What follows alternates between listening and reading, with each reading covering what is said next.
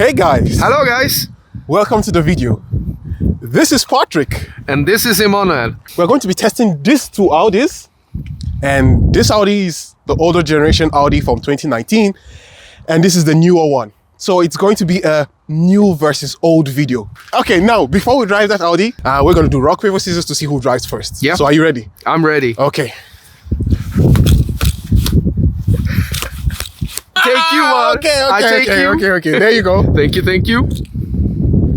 I actually wanted to try out a little bit the car because this is more of a off-road road. Yes. And I wanted to feel how the tension and everything manage up with these kind of environments. These kind of roads, okay. I mean, yeah, it's an Audi, but it's not an Audi Q-type. No. I mean, this is like a family summer car. Yes, actually. So I just wanted to feel the tension and everything, all the bumps that is on this road, and actually it's holding up quite good.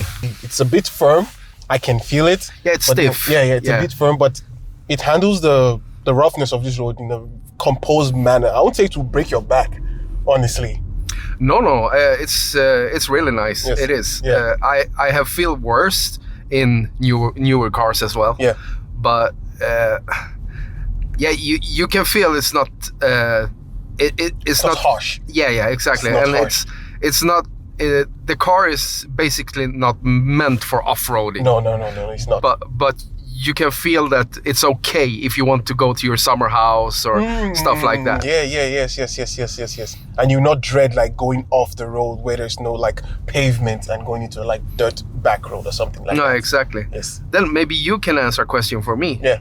Is this four-wheel drive? Yes, it is. Yeah. Quattro. This is Audi's new Quattro four-wheel drive. This car is built on Audi's new platform from the previous one. So the 2019 Audi A5 is built on the MLB Evo, but this is the PPC, so Premium Platform Combustion. So this platform is going to be shared with its other like siblings in the Volkswagen group, like the A6 is going to be on this same platform, and of course other bigger Audi models. Even Porsches would be sharing like off this platform from this car. So it has the Quattro all-wheel drive system, but it's Quattro Ultra. If you are to choose between the Audi from the 2019 and the Audi from the 2025, which one would you choose? 2019 to 2025? Yes, which one of them? I would probably take the 2025 actually. You want to try the pickup? Woo!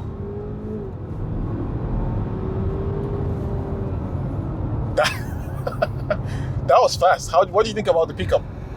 That was a good pickup. Yes. I mean, the only thing I'm not used to, because I have never driven it before, it switches from electrical to the gasoline engine. Yes. So, and you could feel that in the start because it was like, and then when it picked up the engine instead, the gasoline one, it just flipped over and went straight away. Okay. Because yes, while I was also driving this car, my time in this car, I noticed that there's you almost don't notice, especially when you are driving like in town, or the engine needs to kick in. The latency for that switch, it's not, you don't even notice. It's like it happens naturally. Yeah, it happens naturally. But here's one thing I wanted to ask. I've been wanting to ask. First thing was, when you entered this car, what did you think of it? I like the interior. I like the space inside, actually. Okay. I thought it was gonna be a little bit tighter, but I really like the space. It's quite handy also, the reversing camera. And to pick up your screen. Yes. Now there's also a third passenger screen. So you have 3 screens and a third passenger screen. The main infotainment screen is 14.3 inches in size. That instrument cluster is 13.3, and this one is a 10-inch screen. And I can use the screen to do a lot of things. I don't know how much a passenger would use the screen, maybe to change the music or, put in the navigation while the driver has to concentrate in driving. Netflix. The passenger can literally just watch a movie or something. Yeah, but shout out to Norrlands Bil that actually owns this car. Yeah. But then huge shout out to the guys in Norrlands Bil, very incredible guys. If you live in Skellefteå or mostly in the northern parts of Sweden, be sure to check them out. They have a vast array and incredible amount of cars. Whoa. Woo! Yeah, that's quite torquey. So what's the horsepower and torque of this car? This is the e-hybrid version.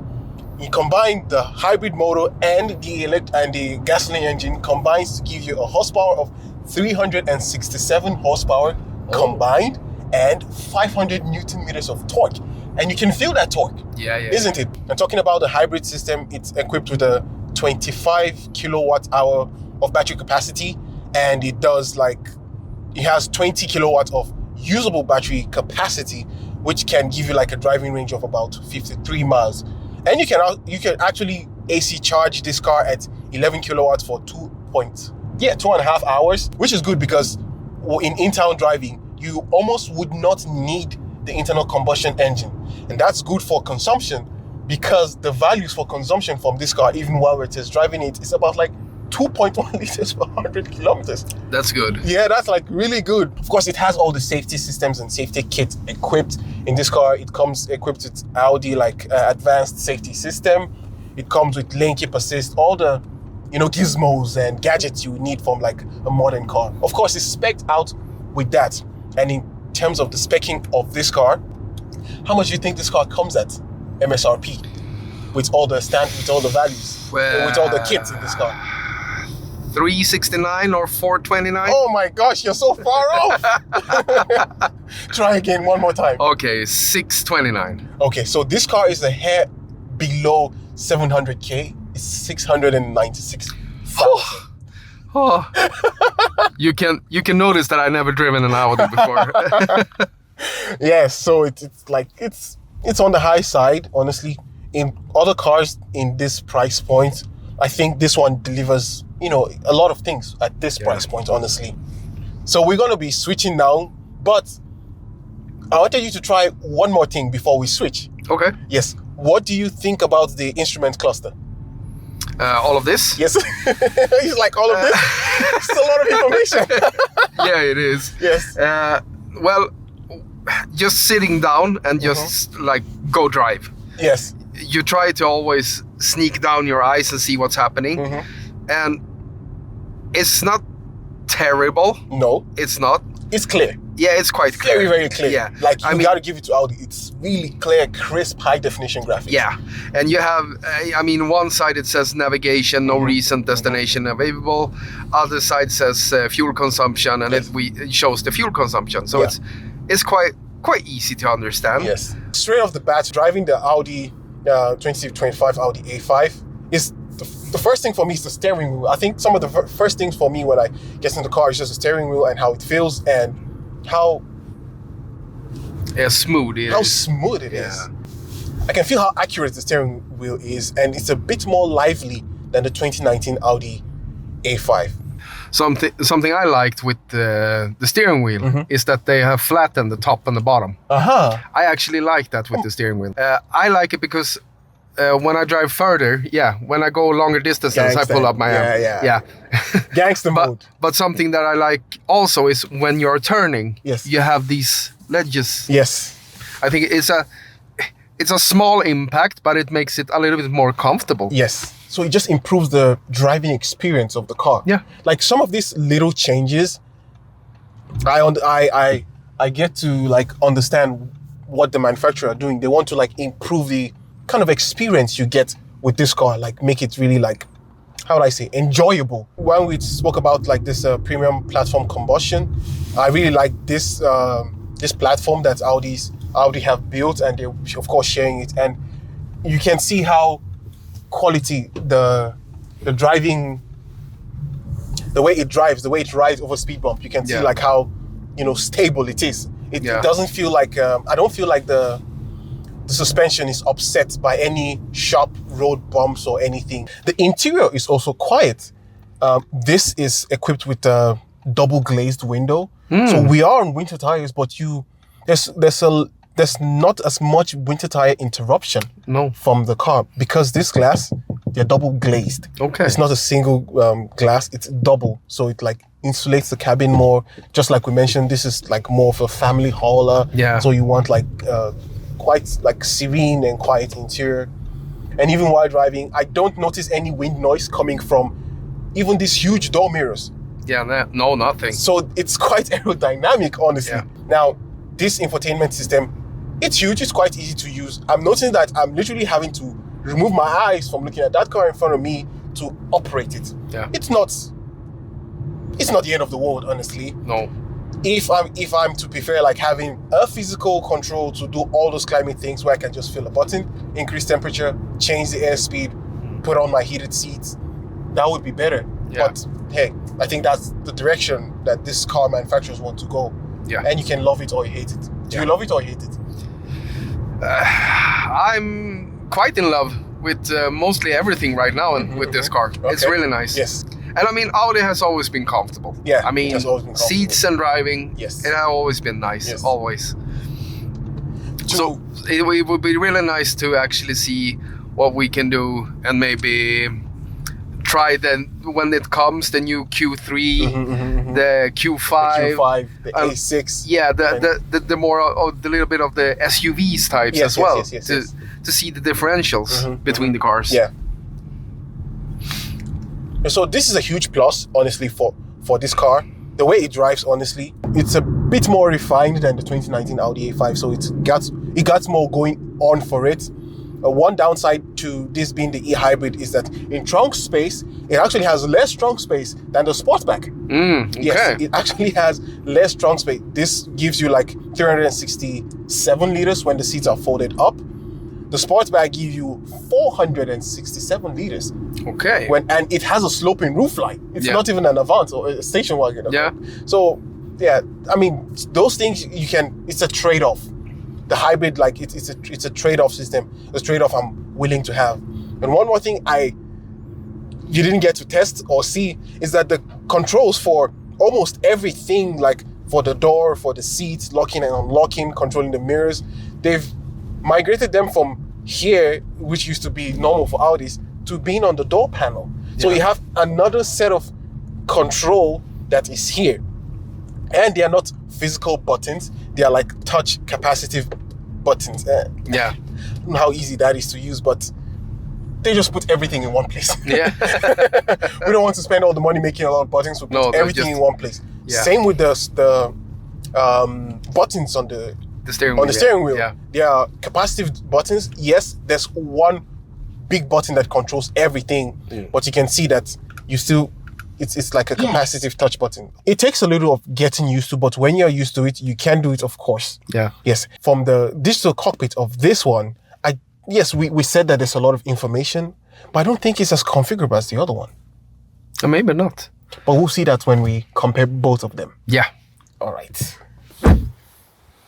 Okay, Patrick, before we jump into a previous generation of the Audi A5, I want us to quickly take an exterior look and interior look of both cars. Yeah. And let's start from the new A5. Okay. And I mean, there's been like a lot of changes that has happened in this new generation. The front grille has been reduced in size, but something I like about this option we have here is the blacked out package. So all this is in black. The Audi ring here is also in black, which is pretty cool. And I like that everything is in black. The shape you're talking about, I actually like the more family way. Family way, yeah, it's the edgy one. Yeah, it's still a little sporty, yes, per se, but I mean the edgy thing. As edgy as that one. I'm more for this like family thing. Okay. Right now, the new A5, it's winning my heart anyway. For you? Yeah. I'm not yet convinced on any of them yet, or I'm not going to say which one wins my heart in total, because we have the sides and the back to go and look around. So don't conclude just yet. But the headlight is also like redesigned. This LED daytime running light, it does some magical dance when you lock and unlock the car. Yeah. And in the interior, it has 8 different configuration on how you can change how this LED lights look. And then we've tested both matrix LED headlights while test driving these cars. I think this one works better than the older one just because it's newer, but this works as well. This just edges it in terms of like the technology. But then if we move to the front of this one thing that I like also, this is also the black edition, and I would have loved that this Audi ring was also like in black. Yeah. So this wrapped in like matte black or gloss black would look really sick. What do you think about that? Yeah, I think so. Yeah. I mean, this has always been a thing for Audi. It sticks out. Yes. The logo sticks out. Yeah. Basically, as if you turn to Mercedes or stuff like that, something that sticks out. Yeah. But like I'm saying, the simplicity. I like the simplicity that everything the just simplicity. melts in. It melts in. It looks so buttery. But look at sharp edges here. I mean, it's like a well tailored Italian suit. Yeah. This is what I can classify this as. Why? This is sort of like a casual dress, but still like neat and expensive. Yeah. But this one, if you look at this line that just goes all the way to the back, this crease is sort of interesting, honestly. But when you look at this, it's much more smoother. Yes, it gives much of family vibes. Let's check out the sides of both cars. Now, on the sides of both cars, there's a major change that has been undertaken in the new one, which, of course, you know, is this. Yeah, the handle. This electric handle here. What do you think about this in comparison to? I didn't like the electrical handle where you have nothing to grab. It's just a click. Yeah. And it goes up. I mean, it's comfortable in a way, like you don't need to hassle with it's very easy. Yeah, like it's super easy. Okay. So I mean, I only need to put in my fingers and just, there we go. I don't even put any force. So it's super comfortable and easy. Super comfortable. But this is also easy. It is. It actually. But this is a matter of like technology. What breaks and what is easier to fix. Okay, so which one is going to be harder when it breaks to fix? I think this one is going to be a lot harder. I mean, with all new electronics, things are getting more complicated. So I'm guessing this is going to be harder. This one also sits lower, so the suspension is quite lower. This one's a bit higher, so like getting in and off this one is much more easier for you than this one. Okay, let's check out the back. You know, compare one more part of the design.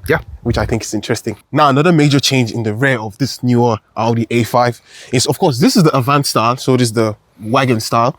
But then the sedan style, which is sort of this kind of shape, also has an LED tail bar. This one, it doesn't have a light bar, but I think this looks more better than that. It's a preference to the car by itself. I mean, this flows in good in the new type of the Audi. It's like we were talking about a lot yesterday. It's a lot of preference. Yes. I mean, what do you like with the car? Do you like the old-fashioned one, or do you like the new futuristic one? It's a little bit about that. Exactly. Now, there's also new changes. The first thing you notice of everything has been moved into a screen from the old one. So there is no like climate control here. The gear shift has been changed, has been reduced, and you have like some controls here. And then you have like your drive select, your EV mode, and all that here. And of course, it has wireless Android Auto and Apple CarPlay, which is a pretty like nice feature to have. And then the screen also is like pretty responsive. I like almost everything about this car, actually. I like the seats. These seats are actually not as gapped out for the back. You have, you know, the side pillows. Yes. The side pillows here are a little bit more comfortable for a bigger dude like me than in the old A5. That's more like it's more compressed. Yes. So it almost becomes like I'm sitting a little bit crooked. Okay. So this one is more comfortable. The interior by itself with the screen and everything, I love that. But something they have started with in almost all cars today, the new cars, it's the ones you're talking about. It's like push screen thingy instead of buttons. And that I really don't like with the new cars. I want the buttons on the steering wheel. Those I want. I love the extra screen, not only because it fills up a gap and it doesn't be like blank if you don't have the screen. But I like the feature that you can maybe go on a road trip and the person sitting next to you can like start up Netflix or Viaplay, Seymour, anything to just sit and watch something. I like that as well with this car. I like this screen that is huge, honestly, but here's one gripe I have. At this point, I'm nitpicking. Everything is clear, but there are huge bezels on the side. Yeah, they have this big black bezel. It would have been more nice if the screen like filled up the whole place. But the seats are more actually comfortable in general. What do you think about the interior quality? I love it. Like the materials. I love it. Okay, the materials. Yeah, I love this part that it doesn't become like too much. It's just ordinary, simple it works in this car. It works. Yeah.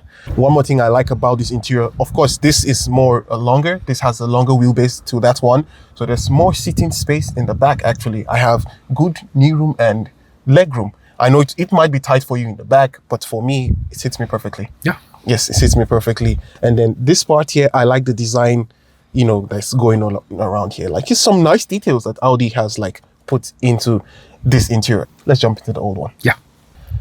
All right, old A5. Yeah. What do you think about this interior? Jumping out from that one.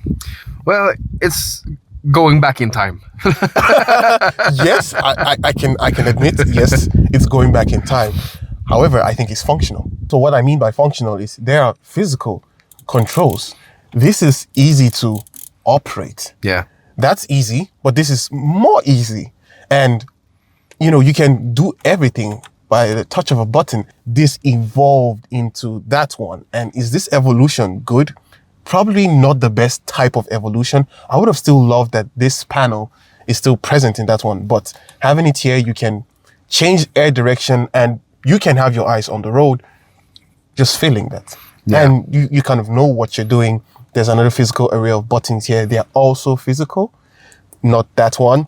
And this is not touchscreen. No. So, but then you can control with this MMI controller, which is quite fiddly, especially when you want to put in the navigation. But then there's still some form of quality in these buttons. You can feel the clickiness of how it operates. I think that's nice, actually. And you can still do quite a lot here in this interior. What do you think about the interior quality and the seats? The seats, I'm not so much of a fan in these ones. But that's, like I said, they're a little bit more thinner. Those ones are more wider. They're more chunky. Yeah, so it works for a chunky dude like me. Yes. These seats, they are nice to sit in, but not when you're a little bit bigger. All of this with the buttons and everything, I like a lot. Yes. I'm one of those. This, I'm a fan of this the scroller. This scroller for the volume. That one I'm quite old-fashioned because I like the buttons, especially on the steering wheel, because then it's easier for me to feel where I am, what I'm doing with those, instead of like watching, like, okay, this is volume up, this is volume down, and like stuff like that. Yes. So but the interior and everything in this car, it's good. Yes, it is. Here's where I think that this interior one-ups that interior, and it's in terms of this display. Now this is an older MMI cockpit, but I feel it's still more configurable than the one here. If you look at the configurations here, now let's go into, like, for example, the map. And it takes the whole space. Yeah. That doesn't happen in the newer generation. Yeah. I wish I had that option to make it bigger. The Apple CarPlay and Android Auto in this one is not wireless. It's just wired. Yeah. And it speaks old generation for itself when you look down here. But see, the USB. Yes, the USB. It's quite older. But then, like, in terms of like general build quality, this also has good build quality as much as that one. Yeah. While we're still inside the old one, I think it's time for us to take this one out on a drive. Yeah, I think it's time for that. Yes. Yeah. Okay, driving the older generation Audi A5. This one is a pre-facelift model. Coming from the newer generation Audi A5, there's a big difference in terms of like initial, that driving experience that you get. There's first of all, the electric motors in that one, they are like the first thing to kick in when you switch on. So pulling out of like parking lots and, tight spaces or, low speed zones is like quite easy and quiet. But this one, yes, you get that internal combustion engine kick out immediately. This engine just produces 252 horsepower and about 380 Newton meters of torque. So it's down on power and it's down on torque from the newer generation. However, it's lighter. Well, I think the big difference is that you have a big chunk of a battery in the new one. Yes. And I mean, this one becomes a little bit lighter. So, I mean, what do we have in the differential? Like the new A5 is around 2 tons, 2,000 kilos. 2,100 kilos. And this one is around what, 1,200 kilos? No, 1,800. 1,800 kilos. Yes. So I mean, only that weight difference. It shows. Yeah, it shows when you do the kickback and just wants to go. Yeah. So both cars are basically the same when you feel it. When you're out and trying to get that punch. Yeah. It's basically the Similar. same energy of car. Yes. Yes. The power difference, I didn't feel like that much power difference coming from the newer one to this older one. I didn't feel much of the power difference, honestly. But then something that I felt really well from coming from the newer one drives better than this one. This rolls a bit in the bends, not that much, even though it's still on sports suspension. Another thing we noticed is it's not as comfortable. We drove on the same pavement back and forth, and this is really sharp and quite edgy on the suspension, so it's not as comfortable. So another key difference, which indicates, okay, some Audi has put in some work in making the newer one drive better than the older one. See, you get that induction noise, and the DSG, also the dual clutch transmission in this one, I feel it's a bit more faster than that one. I think Audi just detuned the sharpness of the response of the dual clutch transmission, because they want that to be more like to give you more range, more efficient. But this one, kick down. Yeah. Did you feel that? Yeah. Yeah. It smacks. Yeah, it smacks. It smacks. Yes, it actually smacks, and it's honestly easy. It has also the different drive modes. You can, just go into your drive select button. But when it comes to this generation A5, the 219, if it comes to a car you need to buy and you want to be a little bit fancy, I would probably break in with this one. Okay. I think so. Yes. I would also do the same. I'll break in with this one. Just, of course, it's cheaper, it's older. Yeah. It's not bad because it's older. No. It's just a previous generation. Yeah. That's it. It's just a previous generation. Yeah. No, I mean the car per se, I mean it's a healthy way to discuss with your wife that you need a family car, but you still want a little bit of sport. Yeah. Yes. Basically. Speaking about sports, would you want to test this older generation in sports mode? Yeah, we can try that one. Okay, good. Okay. So now we have put in the most sports mode, the dynamic mode, yes, the most aggressive mode, yes. And I'm gonna floor it, and see how it feels. Yes. Yeah. Okay. All right. Okay. Ready? Yep.